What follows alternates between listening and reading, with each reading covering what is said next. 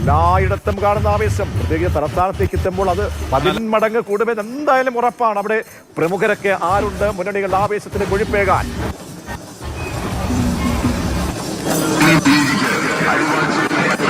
വലിയ ആവേശം അടക്കമുള്ളവർ ഇവിടേക്ക് എത്തി പ്രവർത്തകരെ അഭിസംബോധന ചെയ്ത് മടങ്ങുകയാണ്. നമുക്ക് പേരൂർക്കടയിൽ നിന്നുള്ള കാണാൻ കഴിയുന്നുണ്ട്. ഇവിടുത്തെ ആവേശം എത്രത്തോളം ഉണ്ട് എന്നുള്ള കാര്യം നിറഞ്ഞ് കവിഞ്ഞിരിക്കുന്നു. പേരൂർക്കട മാത്രമല്ല ശാസ്ത്രമംഗലത്തും നേമത്തുമെല്ലാം തിരുവനന്തപുരം കോർപ്പറേഷന്റെ വലിയ ആവേശം നമുക്ക് പ്രകടമാകുന്നുണ്ട്. ഇനിയിപ്പോൾ അല്പസമയങ്ങൾക്ക് തന്നെ UDFന്റെ മേയർ സ്ഥാനാർത്ഥി ഇവിടേക്ക് എത്തും എന്നുള്ളതാണ് പറഞ്ഞിരിക്കുന്നത്. അതോടൊപ്പം തന്നെ CPMന്റെ പ്രധാനപ്പെട്ട നേതാക്കൾ മന്ത്രി വി ശിവൻകുട്ടിയടക്കമുള്ളവർ വന്നുപോയി. BJP നേതാക്കളും ഇവിടേക്ക് തന്നെയുണ്ട്. BJP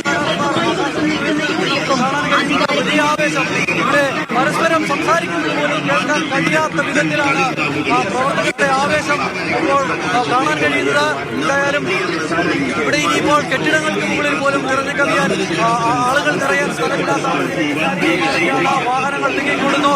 ഈ മുഴുവൻ സ്ഥാനാർത്ഥികളുടെ പ്രചരണ വാഹനങ്ങളും ഇവിടേക്ക് ഒഴുകിയെത്തുകയാണ്. ആ ഒഴുകിയെത്തിയ വാഹനങ്ങളെല്ലാം ഇവിടെ ഇരിക്കുന്നു. അതിൽ പാട്ടുകളായി അനൗൺസ്മെന്റുകളായി അങ്ങനെ ആവേശം മണമൊക്കെ ഒഴുകുകയാണ്. ആകാശത്ത് ബലൂണുകൾ വർണ്ണങ്ങൾ നിറഞ്ഞ ബലൂണുകൾ നമുക്ക് കാണാൻ കഴിയുന്നുണ്ട്. നേരത്തെ തീയൊക്കെ വെച്ചിട്ടുള്ള ആവേശമൊക്കെ നമ്മൾ കണ്ടതാണ്. പോലീസുകാർ ഇടപെട്ട് അതിര് കിടക്കരുത് എന്ന് പറയുകയും ചെയ്തു. നിലവിൽ എന്തായാലും കാര്യമായ ഒരുവിധ പ്രശ്നങ്ങളുമില്ലാതെ തിരഞ്ഞെടുപ്പ് പ്രചരണ പരിപാടികൾ അതിന്റെ അവസാന ഘട്ടത്തിലേക്ക് നീങ്ങുകയാണ്. ഇനി അവശേഷിക്കുന്നത് ഒരു ദിവസം മാത്രം.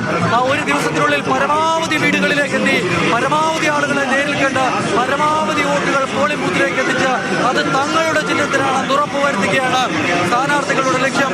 അങ്ങനെ 13-ാം തീയതി പെട്ടിപൊട്ടിക്കുമ്പോൾ ഇപ്പോൾ പെട്ടിപൊട്ടിക്കുന്ന പ്രയോഗം അപ്രസക്തമായി എങ്കിലും വോട്ടെണ്ണി തുടങ്ങുമ്പോൾ ഒരു വിജയത്തിലേക്ക് എത്തുക, തിരുവനന്തപുരം കോർപ്പറേഷനിൽ വെന്നിക്കൊടി പാറിക്കുക എന്നതാണ് ഇവിടേക്ക് എത്തിയിരിക്കുന്ന സ്ഥാനാർത്ഥികളുടെ ഓരോരുത്തരുടെയും ലക്ഷ്യം. നമുക്ക് ഈ ആവേശം കാണാൻ കഴിയുന്നുണ്ട്. ഇനി വളരെ വളരെ കുറച്ച് സമയം മാത്രമാണ് അവശേഷിക്കുന്നത്. ആ സമയത്തേക്ക് എത്തുമ്പോൾ ഈ ആവേശം അതിന്റെ പരമകൊടിയിലേക്ക് എത്തും എന്നുള്ളത് നമ്മൾ പ്രതീക്ഷിക്കുകയാണ്.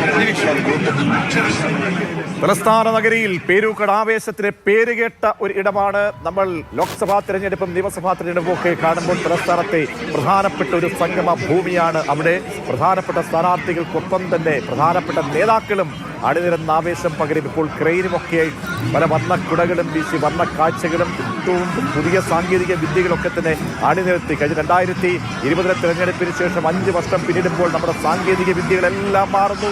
AI അടക്കം തിരഞ്ഞെടുപ്പ് പ്രചരണ രംഗത്ത് അങ്ങനെ അവതരിപ്പിച്ച് സ്ഥാനാർത്ഥികൾ അവർ മുന്നോട്ട് വയ്ക്കുന്ന പ്രകടന പത്രിക അടക്കം മുന്നോട്ട് കൊണ്ടുപോയ ഒരു തിരഞ്ഞെടുപ്പാണ് കണ്ടത്. അപ്പോൾ സാങ്കേതിക വിദ്യയും അണിനിരത്തിക്കൊണ്ടാണ് തിരഞ്ഞെടുപ്പിന്റെ ആവേശം അവസാന ഘട്ടത്തിലേക്ക് എത്തുന്നത്. ഇപ്പോൾ സ്നേഹതര പ്രേക്ഷകരെ, അതായത് 40 മിനിറ്റ് മാത്രം കഷ്ടിച്ച് പരസ്യ പ്രചാരണം അവസാനിക്കാൻ ബാക്കിയുള്ളത്.